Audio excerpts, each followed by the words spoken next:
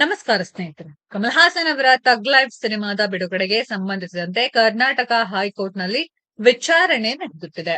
ಕನ್ನಡಿಗರಿಗೆ ಕ್ಷಮೆ ಕೇಳುವಂತೆ ನ್ಯಾಯಾಲಯ ಪರೋಕ್ಷವಾಗಿ ಹೇಳಿತ್ತು. ಇಂದು ನಡೆದ ವಿಚಾರಣೆಯಲ್ಲಿ ಕೋರ್ಟ್ ಕಮಲ್ ಹಾಸನ್ ಇನ್ನು ಕ್ಷಮೆ ಕೇಳದಿರುವುದನ್ನ ಪ್ರಶ್ನಿಸಿದೆ. ಕನ್ನಡ ಸಾಹಿತ್ಯ ಪರಿಷತ್ನ ವಾದವನ್ನ ಕೋರ್ಟ್ ಆಲಿಸಿದೆ. ತಗ್ ಲೈಫ್ ಸಿನಿಮಾ ರಿಲೀಸ್ಗೆ ಬದ್ಧತೆ ಕೋರಿ ಕಮಲ್ ಹಾಸನ್ ಅವರು ಕರ್ನಾಟಕ ಹೈಕೋರ್ಟ್ಗೆ ರಿಟ್ ಅರ್ಜಿ ಸಲ್ಲಿಕೆ ಮಾಡಿದ್ದಾರೆ.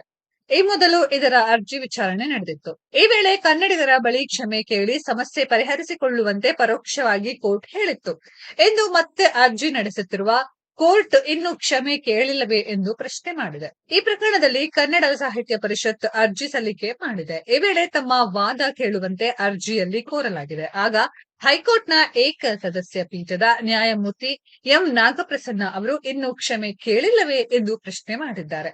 ಇದಕ್ಕೆ ಉತ್ತರಿಸಿದ ಕನ್ನಡ ಸಾಹಿತ್ಯ ಪರಿಷತ್ ಪರ ಹಿರಿಯ ವಕೀಲ ಎಸ್ ಬಸವರಾಜ್, ಇಲ್ಲ, ಕಮಲ್ ಹಾಸನ್ ಅವರು ಸ್ಟುಪಿಡ್ ಸ್ಟೇಟ್ಮೆಂಟ್ ನೀಡಿದ್ದಾರೆ. ಕರ್ನಾಟಕ ಕನ್ನಡ ಪದ ಪುರಾಣಗಳಲ್ಲೂ ಬಳಕೆಯಾಗಿದೆ ಎಂದು ಹೇಳಿದ್ದಾರೆ. ಕನ್ನಡ ಸಾಹಿತ್ಯ ಪರಿಷತ್ ಪರ ಹಿರಿಯ ವಕೀಲ ಎಸ್ ಬಸವರಾಜ್ ಅವರು ಸ್ಟುಪಿಡ್ ಪದ ಬಳಕೆ ಮಾಡಿದ್ದರ ಸಂಬಂಧ ರಾಜ್ ಕಮಲ್ ಫಿಲ್ಮ್ ಪರ ವಕೀಲರು ಆಕ್ಷೇಪ ಹೊರಹಾಕಿದರು. ಆ ಬಳಿಕ ಸ್ಟುಪಿಡ್ ಹೇಳಿಕೆಗೆ ಸಾಹಿತ್ಯ ಪರಿಷತ್ ಪರ ವಕೀಲರು ವಿಷಾದ ವ್ಯಕ್ತಪಡಿಸಿದರು. ಸದ್ಯ ಪ್ರಕರಣದ ವಿಚಾರಣೆ ಜೂನ್ 20ಕ್ಕೆ ಮುಂದೂಡಿಕೆ ಆಗಿದೆ. ಸದ್ಯದ ಮಟ್ಟಿಗೆ ಸಿನಿಮಾ ರಿಲೀಸ್ ಮಾಡುವುದಿಲ್ಲ ಎಂದು ಕಮಲ್ ಹಾಸನ್ ಫಿಲ್ಮ್ಸ್ ಈ ಮೊದಲು ಹೇಳಿಕೆ ನೀಡಿತ್ತು. ಈಗ ಅದೇ ಹೇಳಿಕೆಯನ್ನ ಮುಂದುವರಿಕೆ ಮಾಡಲಾಗಿದೆ. ಈ ವೇಳೆ ವಿವೇಚನೆ ಬಳಸುವಂತೆ ಮತ್ತೆ ಹೈಕೋರ್ಟ್ ಸಲಹೆ ನೀಡಿದೆ. ಹೀಗಾಗಿ ಜೂನ್ 20ರವರೆಗೆ ರಾಜ್ಯದಲ್ಲಿ ಸಿನಿಮಾ ರಿಲೀಸ್ ಆಗೋದು ಅನುಮಾನವೇ ಆಗಿದೆ. ತಗ್ ಲೈಫ್ ಚಿತ್ರದ ಅರ್ಜಿ ವಿಚಾರಣೆ ನಡೆಸಿರುವ ಸುಪ್ರೀಂ ಕೋರ್ಟ್ ರಾಜ್ಯ ಸರ್ಕಾರಕ್ಕೆ ನೋಟಿಸ್ ನೀಡಿದೆ. ಈ ನೋಟಿಸ್ಗೆ ಪ್ರತಿಕ್ರಿಯೆ ನೀಡುವಂತೆ ಸೂಚಿಸಿದೆ.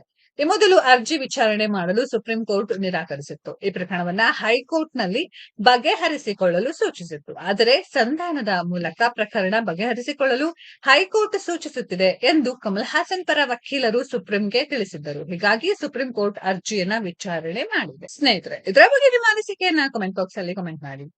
ಈ ವಿಡಿಯೋ ಇಷ್ಟ ಆಗಿದ್ರೆ ಲೈಕ್ ಮಾಡಿ, ಶೇರ್ ಮಾಡಿ, ಚಾನೆಲ್ ನ ಸಬ್ಸ್ಕ್ರೈಬ್ ಮಾಡಿ, ಪಕ್ಕದಲ್ಲಿ ಇರೋ ಬೆಲ್ ಐಕಾನ್ ನ ಹಿಟ್ ಮಾಡಿ. ಮುಂದಿನ ವಿಡಿಯೋದಲ್ಲಿ ಭೇಟಿಯಾಗೋಣ. ಧನ್ಯವಾದಗಳು.